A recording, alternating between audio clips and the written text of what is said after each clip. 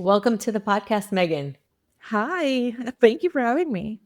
Yes, I'm so excited. We just had a little fun chat pre-talk about PCOS, and before we get started, because I'm really excited to get to this topic because of course it feels like a mystery. It's a hard type of syndrome to really pin down. I think that it could be so confusing for some people.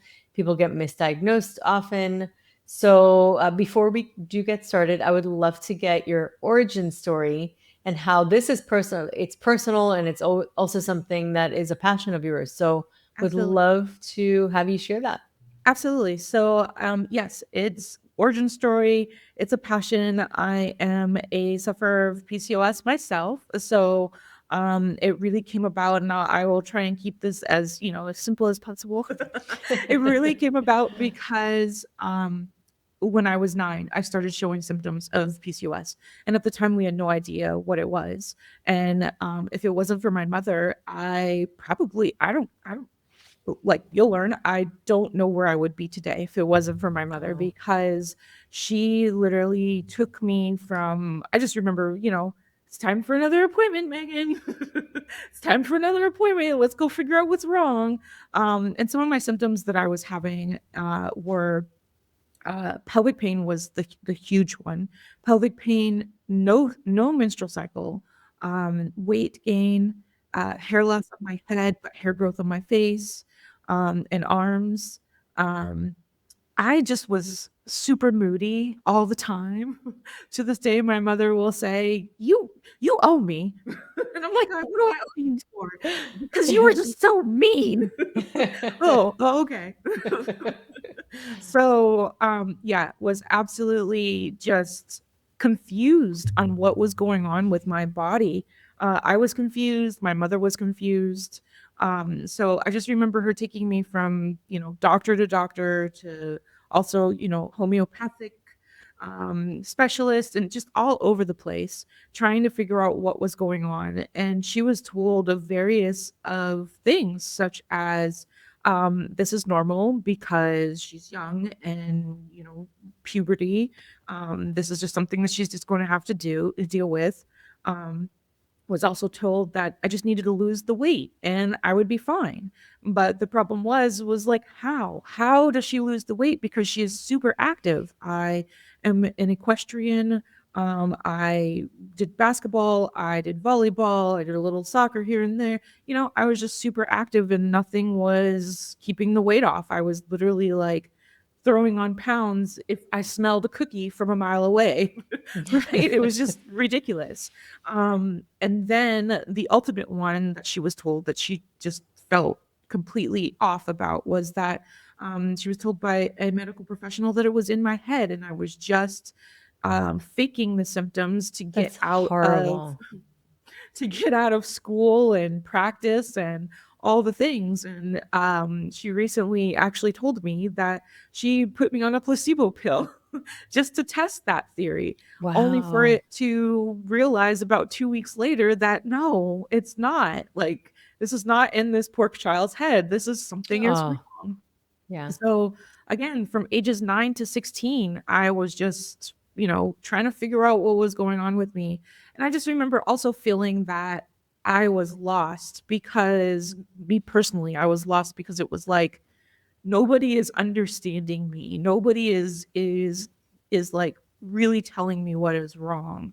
And on top of that, I'm going to date myself here, but I come from the time of 17 magazine, YM magazine, all those different things that were like, oh, this is what you're supposed to look like. You're supposed to be cute and little, and I wasn't. So it was just like, no, self my self body image was not a good one. So I finally remember, I can't remember how we ended up at another OBGYN, and she immediately looked at me and said, I'm gonna run some tests. Those tests came back and she was like, oh, you've never been told you have PCOS? I kind of figured you had PCOS. And it was kind of like, know, like, what is this? And, polycystic ovarian syndrome was what she said to us. And she was like, you really nothing you have to worry about until you're ready to have children. Come back to me when you are trying to get pregnant. Again, 16. I was like, ew. I Mhm. don't want nothing to do with no boys. Yeah. I'm okay. I'm okay. So, but ultimately, as well, another diagnosis came along with the PCOS diagnosis. Is I was diagnosed at 16 with cervical cancer. So Wow. there are studies out there that say like there's a correlation between PCOS and cervical cancer, along with uterine cancer, ovarian cancer, breast cancer. There are just a lot of studies out there that correlate the mix of them together. So of course, she says, come back to me when you're ready to have children. I wasn't thinking about that. And the diagnosis of cervical cancer was immediate on the mind. So it didn't come about until maybe about 21, 22, when I didn't have health insurance and I was working at a job. I remember just feeling so sick one day. And I remember going into the office and everybody sitting at my desk and everybody looking at me and they're like, what's going on with you? Like, you, I'm a Black woman, so all the color had drained out of my face. I just felt clammy. I felt like sticky, just not well. And I called my mom again, mommy, called my mom and was like, hey, something's up. I need to go. She was like, meet me at the ER. Met her at the ER and they looked through my charts and everything and they said, "Oh, you have PCOS." Yeah. Well, it kind of looks like we're going to do some other tests, but we're going to do an ultrasound and everything. Came back with that, and it looks like your cysts on your ovaries are rupturing. What? Like, nobody Wow. said anything about, this is what's going to happen and here's how to handle that. It was literally just come back to me when you're ready to have children. So, I walking out of the ER, it was very much my mom was like, "Oh no, what's about to happen? I see it in your face. What's going on?" And I said, "No, I cannot be the only person that's going through this. I cannot be the only person that's going through this, and there has to be information and resources out there." I go and, at the time, I think it was Craigslist was pretty much the only like social media that was out there. And Craigslist has this part that, you can talk to You people. look too young to know this. I have to say. Girl, I'm 40. I'll be 42 this year. you, you So look a lot younger, just in my eyes. So, I appreciate it. but yeah, it was they have like this it's almost like Reddit. And you can post like to the message board and you can respond to things in Craigslist. I remember going out there and I just searched PCOS. I'm from Seattle, so I searched in the Craigslist for Seattle, and there was maybe 4 or 5 people within there that was like, "Hey, have you heard of this thing called PCOS? I have it, and I don't know what's going on with me.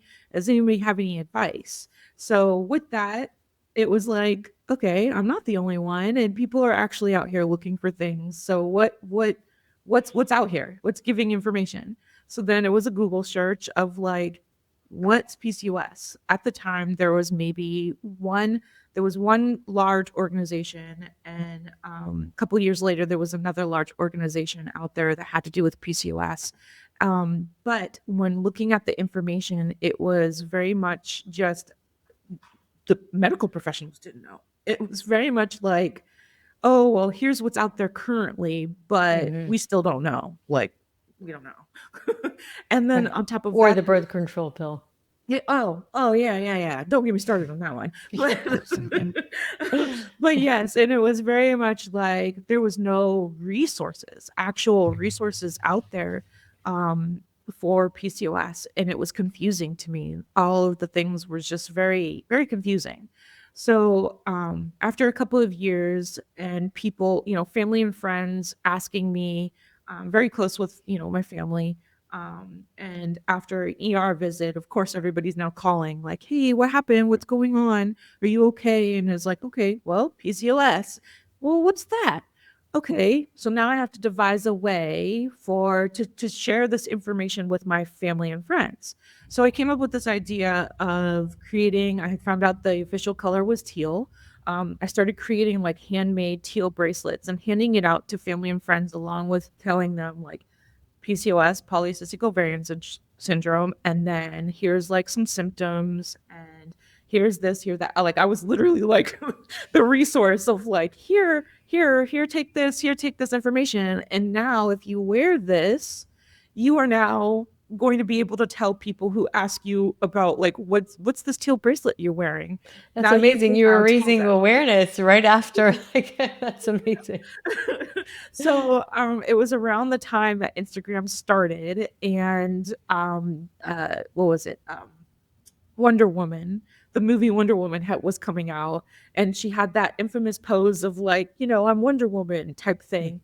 I had a cousin who actually asked me for like, I think she had ordered maybe 20 of those handmade teal bracelets from me.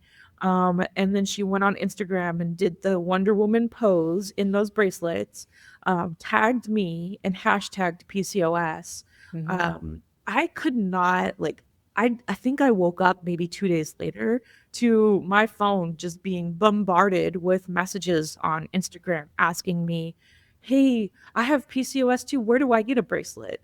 I've never seen anything like this. What can I do? I need more information. It was just from all over the world. I had people Wow. New Zealand. It was just insane to me that people were reaching out, and I didn't have like I was like, oh, what do I do now? So I literally started my own little like assembly line of friends and family of like putting these bracelets together, getting shipping addresses, mailing them out.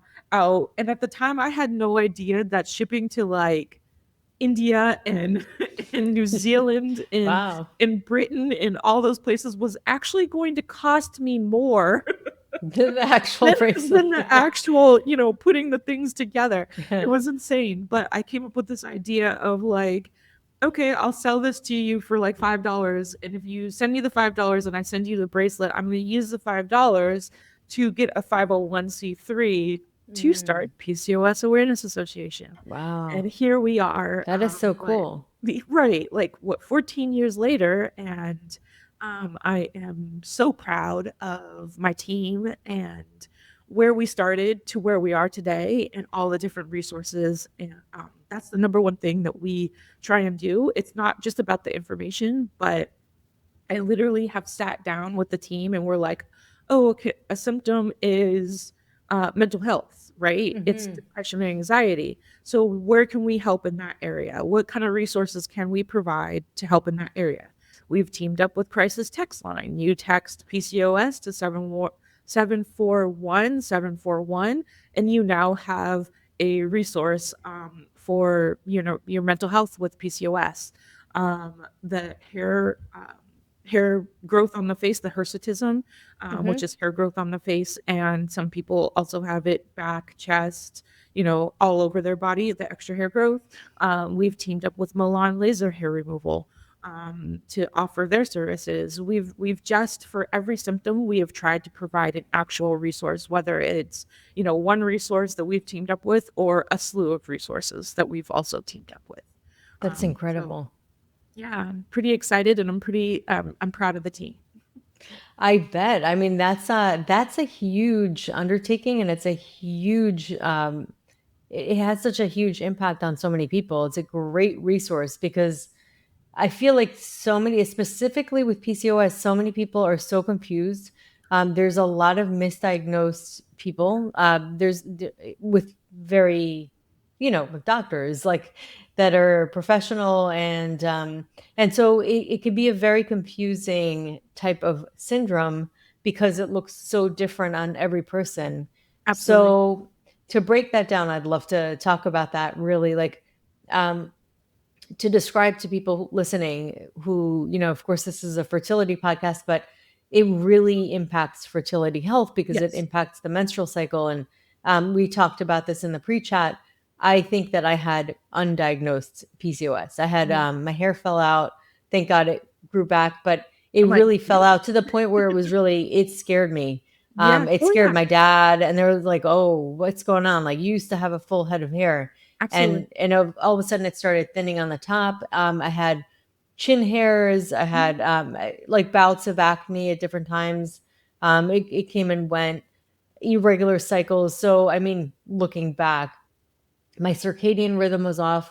That's another thing that since I've been doing this, learning about how it not only impacts your menstrual cycle, it impacts your ability to lose weight. It's very hard Mhm. to like get it off. But sometimes people could be on the thinner side too. So Yep, that's where it absolutely, could be so confusing. And absolutely. then also, you know, it impacts depression. Like, Yep.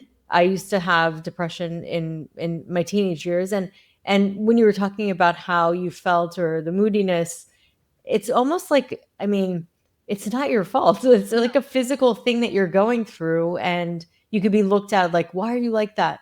But Mhm. that's something that you're just not feeling right in your body, in your mind. So I'd love for you, as you know, as much as you can, kind of Yeah. compact it, and describe to people what is PCOS and how it can impact or I guess express itself in different people. Yeah, absolutely. 100% of everything you said. And yes, this is a fertility podcast, and that's why I'm here. Yeah. Because PCOS is the number one cause of infertility in women. So normally, that's normally how women are diagnosed with PCOS.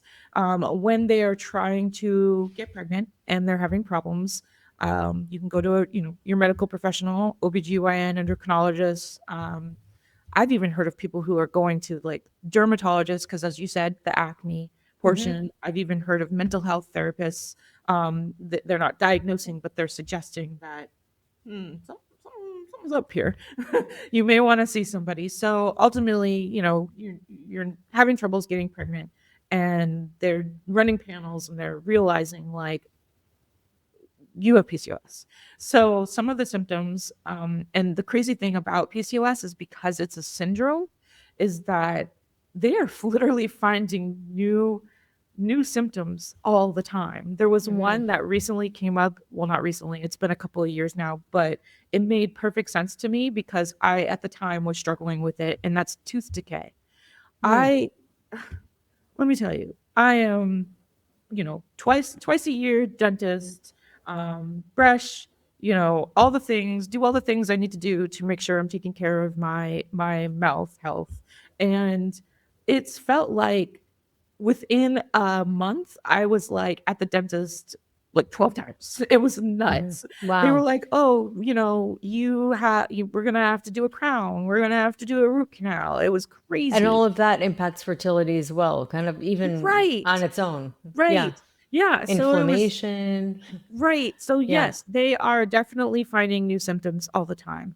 But some of the other symptoms of definitely infertility, weight gain, hair growth on your face. So let's put it this way instead.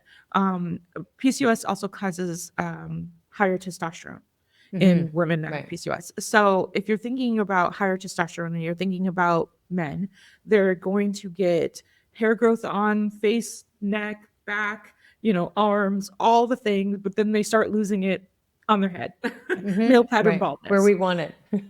Right. Well, exactly. Our crowns. We want it there. So think of it the same way for women with PCOS. You are going to get hair growth on the face and neck, chest, back, arms, all the places you don't want it, and then you're going to lose it on your head.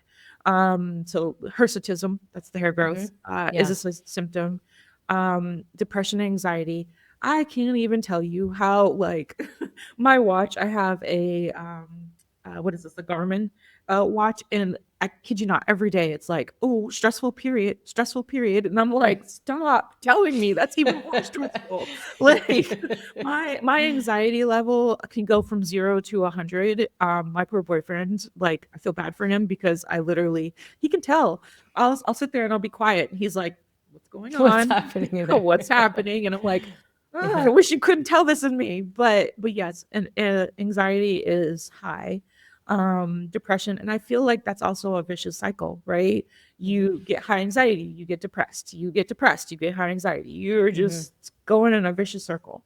Um, the acne. I can even tell you how many times as an adult I'm like, where did this patch of acne come from? Like, why? Why is this even happening? I also have a lot of women have cystic acne because of their PCOS. Um, TCK is another one. We have what's called, and that also comes with the insulin resistance, right? And that's kind of like where the weight gain comes from as well. And that is the reason why they also give women with PCOS metformin, which is a Mhm. diabetic medication. Mhm. I Yeah. hate that. I hate it. I'm like, I do not have diabetes. Inositol works very similar to that, and it's more natural, and it also has the added benefit of improving equality.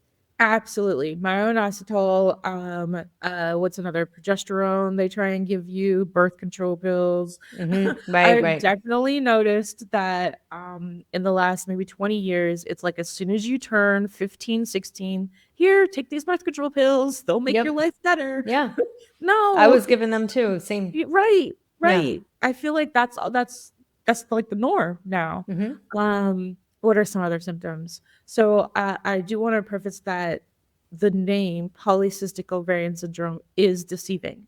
Hmm. And Yeah. I have, there is chatter that they are trying to change the name because you can have cysts on your ovaries, or like me, at any given time, your cyst could be ruptured and not there. Right. So, And it's not really cysts; it's follicles, which could right. be confusing because people are going to think it's a bunch of cysts, but it's Very actually true. follicles that are not fully grown. So Very correct. multiple ones will go and then they'll stop, and then it's just going to continue. And but nothing's really. So people go through IVF and they'll have so Yes. many eggs retrieved, and they're like, "Oh wow, 40 eggs," and Yeah, and then sure. nothing turns into an embryo, or like very Right. very few, if any. Right. Absolutely. So I like to think or say, or it is, that PCOS is an endocrine hormonal disorder, right? Hmm. It's going to affect you from head to toe, literally from head to toe. Yeah. So thinking about it that way, your symptoms, like let's say you were formally diagnosed with PCOS, your PCOS is going to look very different from my PCOS. And that's Right. why it's such a struggle for medical professionals, for us living with PCOS. I did a podcast recently, and the gal had asked me, like, what do I want to see, like, in the future for PCOS? And that is one of the things I want to see. I want to see that people are correctly diagnosed, whether it's Hmm. people being diagnosed and they actually have PCOS, or we're also getting the reverse, right? We're getting people that are being diagnosed with PCOS and it's not PCOS. So Hmm. I want to see that correction, um, because Right. that's not helpful. That's not helpful for those that, for anybody in Yeah. that aspect. No, 100%. And it's yeah, that's one of the biggest things that is so confusing for so many people. And people may not realize, they think, "Oh, well, I have a regular period, I can't possibly have PCOS." And that's another big myth. I mean, there's so many Yes. myths connected to this diagnosis. Absolutely. Absolutely. 100%. And it's a struggle because PCOS can also look like what's it, Hashimoto's, fatty liver, Hmm. um, diabetes. I've heard there's a couple of others that I've heard as well, that it can mimic. So yeah, getting that proper diagnosis is going to help in the future, right? Like Yeah. if I get the proper diagnosis, that means now we can have a path going forward. Yes, 100%. And have you heard about the circadian rhythm connection with PCOS? I have. So, I myself have not got dived into that, Hmm. but I have heard it. We had a partner. Was it last year? I think it was last year during our PCOS con event. That yes, they definitely spoke about that. Hmm. Yeah, it's pretty wild because with Chinese medicine, how we perceive it, and we were talking about this too about acupuncture. One of the things about PCOS, I'm just going to kind of throw it out there because Yeah, it please. sounds so like, oh my gosh, like what do I do? But there are a lot of really amazing things that can be done. Yep. For me personally, and you talked about this too, acupuncture was what really shifted for me. Now, I'm assuming I did have it, but looking back, I had 2 out of 3 that I know for sure. I didn't do the ultrasound, so I probably did have it. And I had irregular periods for going on 12 years at the time. Yeah. And acupuncture was the one like solution that literally shifted everything for me, acupuncture and herbs.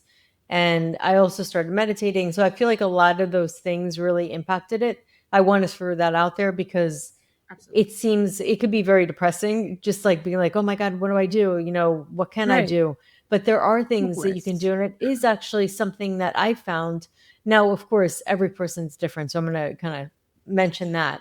So not everybody's going to respond to the same things the same. But diet, exercise, supplements, acupuncture, there are a lot of things that can be done that can be very, very supportive. And I know for myself, doing the acupuncture, like it completely regulated me, and it was no turning back. Like completely regulated me. And I Right. also felt a shift in my emotions and my anxiety and my, Right. I'll have a Right. tendency if I'm really drained and a Oh, lot going on, that's chocolate. probably kind of my default.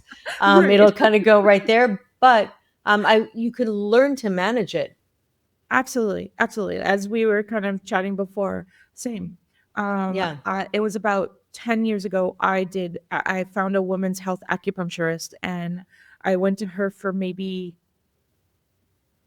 6 months.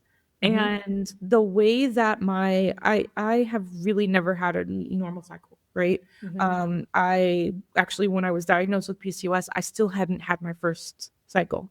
So they had put me Oh. on progesterone, and I had my very first cycle lasted 3 months. It was nuts. Oh no. And it was heavy every day. It was Wow. horrible. And so after that, I still wasn't even on birth control pills. They put me on birth control pills, and even then, I still was not regular. I could Hmm. go maybe a month have it, 2 months nothing, a month have it. It was nuts. Hmm. So um I had cervical cancer again. And Oh my after gosh. that, I was like, I'm always having like these revelations, right? And it's like, Hmm. no, I am not doing medications anymore. I'm not doing it. Like, it's not helping. So I'm going to try something else. And I went completely natural, found a Hmm. women's health acupuncturist. I did get, she mixed herbs and stuff for me as well to Hmm. drink in hot water and that kind Hmm. of things. But it was the acupuncture that I could really stick to.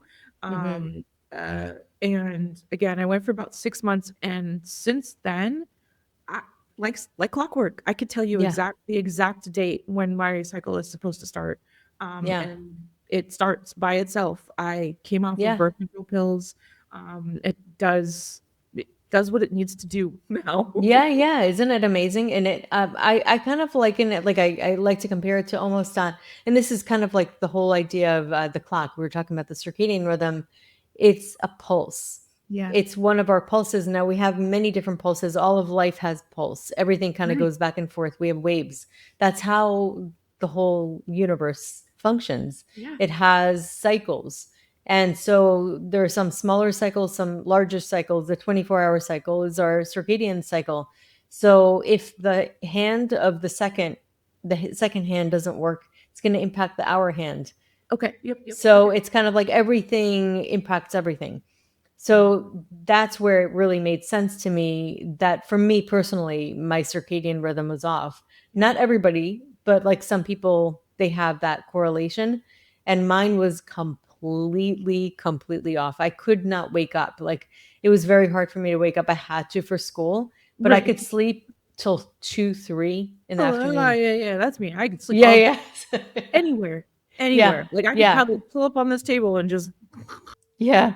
But now, luckily, I've shifted that over time. It just kind of forced myself. to shift it. And one of the ways to shift it, and it takes a little time, especially if you've been like that for a very long time. It took me years to shift it. I still am not like a super morning person. Like, so I'm just going to kind of throw that out there. But the sun, the light impacts us. So getting that early morning sun, anchoring our body, pretty much what it does is it gives our body a message. Hey, it's morning. It's daytime. You should be awake. So getting that sunlight, having your eyes perceive the sun, not look directly, but to get that sunlight wakes up your body. And then similarly at night, dimming the lights a couple of hours before, kind of like really trying to make your inner house environment similar to outside, what's outside, which is darkness at certain times. So going with that, also eating with a cycle, not like intermittent fasting where you're like stopping in the, like not having breakfast, because that's going to cause more cortisol. But finishing food like as the sun goes down, like having a good couple of hours, so fasting at night. Yes. And going with that rhythm. So this is all kind of like based on Ayurvedic principles, Chinese medicine, really honoring the cycles of nature, because the cycles of nature they're so strong. The force is so strong. It'll kind of bring our bodies back into that regulation. Right. So it's kind of a regulatory thing. It's kind of like a rhythm thing too. I mean, there's many other things obviously that impact it, but a big part of it is kind of like our bodies in training with the rhythm of nature. And so it's kind of like a train on tracks. It just veered off the tracks. We need to kind of bring it back. And so that was kind of what happened with me. And it was as soon as I got the acupuncture and I started to do a couple of other things, it brought me back on track. And then it was kind of like, it just kept repeating. Nice. Similar to what you were saying. Nice. And I know that you said you do meditation as well. Yes. I got a question for you on that. Of course. Yeah. Because it's hard. It's hard to meditate because your brain is like going at 20 million miles per hour. What I found myself when I was getting into meditation and whatnot is a singing bowl. Do you use singing bowls? Oh, yeah. So I use that actually in the beginning of every session with my acupuncture. Like every time I get the needles in with my patients, I put a bowl, like I sound a bowl and I put it around their bodies so that they can get immersed in the sound. And not only that, they have a bunch of antennas in their bodies with these like metal, like metal needles inside into their points. So that vibration really goes directly into those meridians. I like it. Okay. And activates. Yeah. Okay. I was right in it then. But it is, yes, you're on to something. The sound really calms your nervous system. And as a matter of fact, we have our own sound, which is our voice. And this is why humming activates the vagus nerve, which puts us in a more rest and digest state, which people with PCOS need more of that. It helps also with digestion. There's a link with gut health and PCOS. And so it's amazing. Humming, mantras, all the things that the ancients knew for thousands of years. They used to hum, they used to om, and there's specific seed mantras that you can sound in your voice with your mouth closed sometimes, or humming, like, so that vibration that you feel impacts your vagus nerve, shifts your nervous system from a survival to a more creative. That makes so much sense. That makes so much sense to me now. I'm just so tell me about the sound bowl. No. I got a big one. That's awesome. Right. I often feel in my chest the most. And yes, like you're saying, that it makes perfect sense about the humming, because if I don't use, like, if I'm nowhere near the bowl, I will find a rhythm within myself, like a tune within myself, and I will sing it or hum it to myself. So that makes perfect sense. Intuitively. See, look at that. Without even realizing that that's what I'm doing. So yes, that makes so much sense. Thank you for that insight. Yeah, yeah. No, I mean, first of all, it was just a reflection that you are more intuitive than you realized. Right. You know, and I think that that's what it is. I think that a big part of this whole thing is to trust ourselves. And Yes. I think we put and I'm sure you can relate to this, and I'm sure you see this a lot. We put so much of our trust outside of us, especially when we're going through this, which can sometimes, especially if like the medical community doesn't really understand it, and they say they don't really understand it, and we're putting all our trust in that. And part of how we're made up is that we have this innate intelligence within our That's right. bodies that communicates with us. Yeah.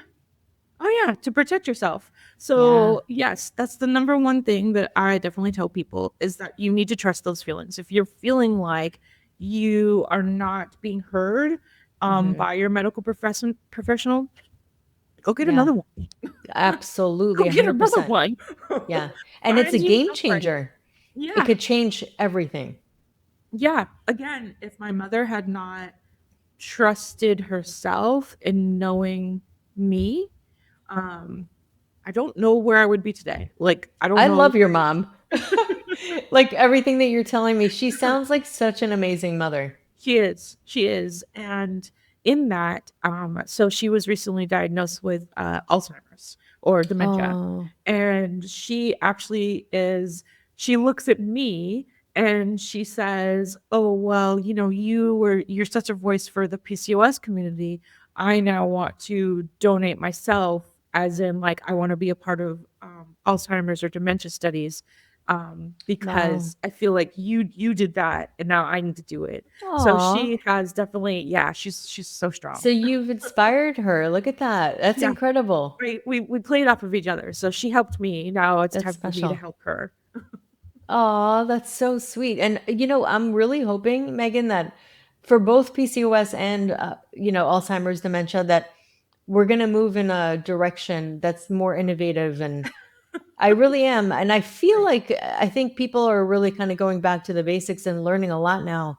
And the information that we never really used to have, like the podcasts, and is coming out. There's a lot of information on really coming back to the basics, Right. nutrition, certain supplements, certain medications. So I feel like we're kind of in a place, I think collectively, that we Discovering. are moving to more solutions than we've Yeah, been. I feel it too. And when I like was first starting with PCOS AA, like it drove me nuts when every time I would go look for um labs and everything that are studying PCOS, the Hmm. main thing that they were studying was like the weight loss and the fertility portion.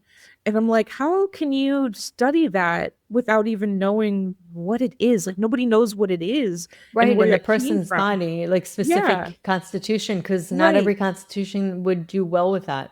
Correct. So I actually ended up finding one lab in the US that is studying like the origins of and what is PCOS. And we've Oh, partnered with wow. them. That's And so cool. it's Lujan Labs out of Cornell University. Hmm. Dr. Lujan is absolutely amazing. And so her studies, I can't remember I should get her exactly. on the podcast. Yeah. Yeah, you That's should. She's amazing. absolutely amazing. I love her. She literally, I can't remember when she's first started like her studies, but they are now at the point of where it's providing information. Because when you start a Amazing. study, Yeah. you need like 5 years. Yep. To Five, collect data. 7 years to Just data collect the collect. data. Yeah. Right. So she's now at the point where she is getting the data and getting the results and compounding it into actual viable resources and Wow. That's incredible. information. Yeah, I could definitely connect you with her. Yeah, that would be great because I think that so many people would benefit from getting that information. Yeah, she has research assistants out of the college that sometimes attend our PCOS Con event, our yearly annual PCOS Con event, and they give report outs during that event. Amazing.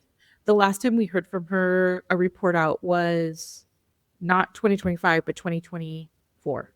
So I'm sure she's got more to share. She normally does a tag up, a quarterly tag up meeting with my board to let them know of any findings that they've found or how they can help support the PCOS community and what we can do. It's incredible. a partnership. I just love what you're doing. I just think that what you're doing is so powerful. Like, it's crazy how, you know, people go through things all the time, but what makes a person like realize or act upon that problem that many people are facing and saying, hey, people need to know more about this. And kind of the choice that you made to create this incredible community and resource for so many people, I think that's a big deal. Like, not everybody would act on doing something like that. And then in turn, you're not only influencing so many people, you've influenced your mom. It's incredible. Thank you. I appreciate that, because it's rough. I'm sure it's a lot of work. Yeah, it's a lot of work. The nonprofit, we are all, when I talk about the board and everybody on it, we're all volunteers, including myself. None of us are taking any paychecks or anything like that. We all have day jobs. We all have lives that we lead outside of it. And I think that's the number one thing that I hope that people like, when they are looking at starting things, please do. But at the same time, do know it is hard work, and that you really do need to have a passion for it. And I strongly feel my personal, like, this is my legacy. This is what I was put on this earth to do. So that's amazing. It's incredible because I feel like, with all of that work, you are moving the needle. Thank you. I mean, just people listening right now to realize, oh, there's something that can be done. There's resources and I can find out more information. I think just kind of demystifying that, just the demystification aspect without even the resources, is huge. Thank you. I appreciate that. Yeah, I think it's amazing. So for people listening, if they want to learn more and they want to, like, maybe go to your events eventually, or, please. Yeah, how can they find you? Where do they start? Yeah, so we do have a website, and it's www.pcosaa.org. We have a website separate from that is for our PCOS con. So in 2019, I brought, I know my board hates me sometimes, because sometimes I wake up in the middle of the night and I'm like, ooh. Yeah, that's a download. That's what that is. That's the PCOS angels talking to you. They're like, we need you for something else. Right. So in 2019, I went to the beginning of 2019, I went to the board and I was like, so I want to put on something called the PCOS Con. And I want to do it this year. Wow. And they were like, you're nuts. But we did it. We put on PCOS Con, and it was supposed to be every year. But then, of course, 2020, our lovely pandemic hit, and we had to we had to go virtualize. We went virtual. So it's 2020, 2021, and then 2022, we were virtual. So we have decided going forward, we are even years, we are virtual, odd years, we are in person. So in 2025, we did New York. We did New York and LA in 2025. And in 2023, we did New York, LA, and Texas. So we're trying to travel and bring it to people, and make sure that we are getting all sorts of people to be able to come into the actual event. So for PCOS Con, we do have a separate website for that, and it's just pcoscon.org. But you can find that. We are on all social media, including, Facebook, TikTok, Instagram, Pinterest, LinkedIn. Somebody was telling me that I need to do Reddit, but I really don't even know. I know there's so many things. Look, people, I'm getting old. I don't know what that Every is. day something new comes up and I'm like, what is this now? And then I have to learn this new thing. No, the team does it. Like they all said, oh, we need TikTok. And I was like, I sure hope you guys don't think that I'm going to be on TikTok doing these little dances. and out here, because I'm not. I'll be very honest with you. I hate being on video. So which goes back to kind of like what you were saying is, even our own voices, bring kind of a balance. I don't. I don't like being on video because I do not like listening to myself after the fact. So that was an interesting pull from what you said as well. Yeah, So, yeah. No, but if you have the voice just without hearing yourself back, right, it's a right. different It's story. internal. It's my Yes, internal voice. It's correct. we had a call last night and they were talking about naming your PCOS, and I was like, is this something that I can ask ChatGPT to name for me? Like I can put a name to my own PCOS, and so then that'll be the voice that I hear within my head is that name. That's awesome. but but yeah, so you can find us on all the different social media. We would absolutely love to have your listeners be a part. During PCOS Con, one of the things we like to do is we like to have different sections, different topics that we talk about. Fertility is definitely a topic that we talk about. One of the other larger things that can go along with fertility, right, is the taboo topics. So we have a section of PCOS Con where the first year we did it, we literally came down it was at a hotel. So we all came down in our PJs and we had like beanbag chairs, popcorn in the middle of the night. And we discussed those taboo topics that have to do with PCOS, sex, fertility, just those things that people don't feel comfortable, voicing out loud. We made a very comfortable space to be able to talk about those types of things. Amazing. Well, Megan, it was such a pleasure meeting you. You too. I think what you're doing is incredible, and say hi to your mom for me I because will. she sounds amazing. She sounds like a gift, and really wishing you and her and your organization the best. Thank you so much. Thank you for having me.